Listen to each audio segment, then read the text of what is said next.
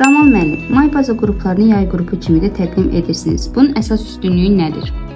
Bəli, may baza qrupları əslində elə yay qruplarıdır. Belə ki, may baza qruplarına qoşulan şagirdlər yay tətilini, yay müddətini ən səmərəli şəkildə dəyərləndirən şagirdlərdir. Bilirsiniz ki, bir çox şagirdlər yay müddətində təhsildən uzaq düşürlər, lakin may baza qruplarına qoşulan şagirdlər öz vaxtlarını ən səmərəli şəkildə dəyərləndirir, qarşıdan gələn imtahanlar üçün özlərinə baza yığır, imtahana mükəmməl şəkildə hazırlaşırlar.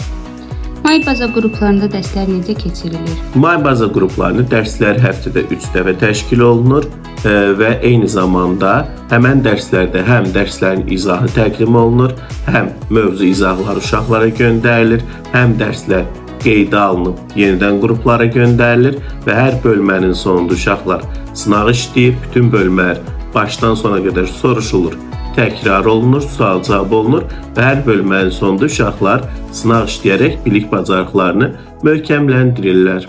Hər kəsə uğurlar.